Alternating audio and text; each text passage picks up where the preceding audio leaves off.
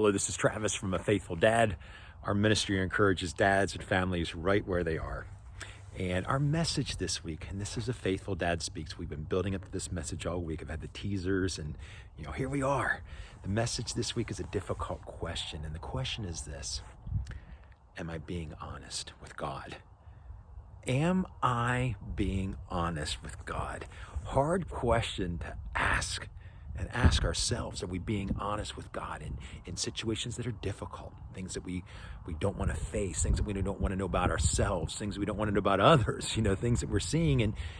And the question, and this came to me from a buddy of mine who was praying for me. He didn't even ask me the question, but as we were praying, he said, I just pray that Travis can be honest with God.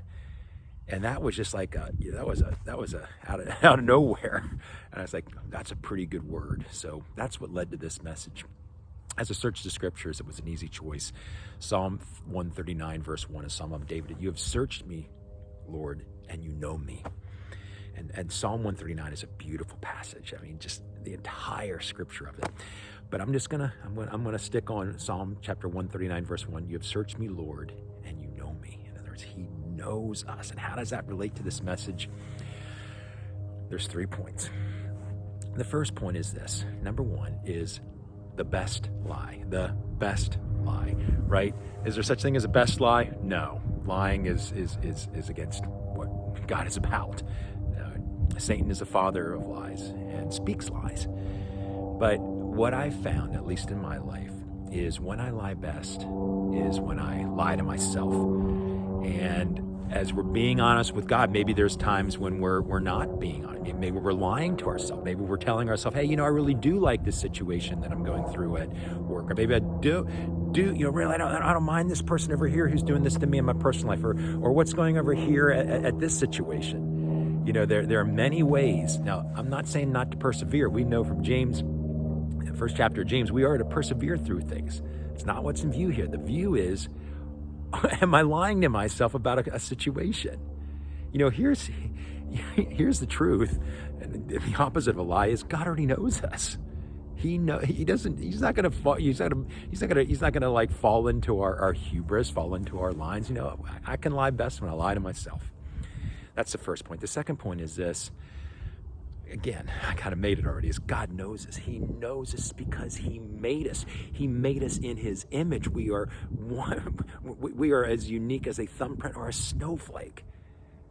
So when we're not being, and let me use a first person pronoun, when I'm not being honest with God, I'm not recognizing that God knows me anyway. It's almost like, if there was cookie crumbs over my mouth and I'm holding something behind my back and, my mom asked me, hey, were you eating the cookie jar? No. Why? Or, back in Genesis when Adam and Eve had both taken a bite of the forbidden fruit, whether it's the apple or whatever it was, and God's like, have you been doing what, chewing on the fruit? Have you been, no, why? And there's, they got apple crumbs on them. Right? So God knows us. He knows us. And in recognition of that, I think that's a lot more, it's a lot more easy to be honest with God when we realize that there's no secrets with God. We have secrets among each other. We even have secrets of ourselves. But there are no secrets. Everything is laid bare to him. He created us.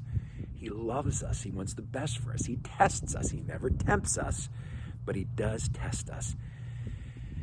And it's hard, so as I'm answering that question, am I being honest with God? I got to remember that he knows us. You have searched me, O Lord.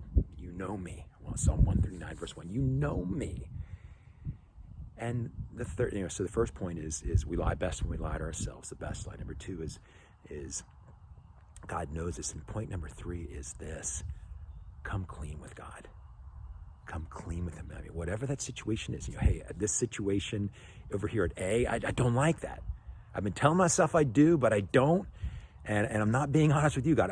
I'm basically saying no. I don't mind that, and this doesn't bother me. I have been confronted on that, and just this week as I've been preparing this message, I've been confronted with that several times. Am I being honest with God? Maybe it's the same with you. Maybe there's something in your life, your personal life, your professional life, your private life, that you're not coming clean with God, and that's what I'm encouraging us to do is come clean. In other words, to say it bluntly, be honest with God. Be honest with yourself. Be honest with, this is a situation, Lord, I don't like it. I am going to persevere through it.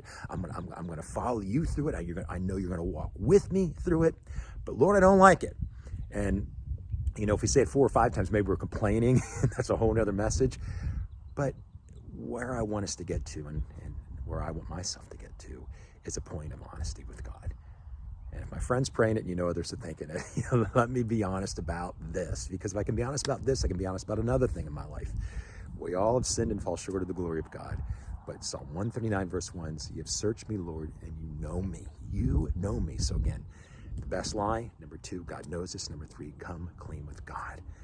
My challenge to you this week is very simple. Be honest with God. Let him know what's on your heart and just pour it out to him. And yes, surely there is some relief that comes from being honest and pouring that out. But really, it's part of surrender. It's surrendering even our deepest, darkest fears, surrendering it to him and letting him work it, letting him take care of it, let him deal with it, deal with us. And to me, that's powerful. So, Psalm 139, verse 1, you have searched me, Lord, and you know me. Be honest with God and see what he does in your life. We'll see you next week. God bless.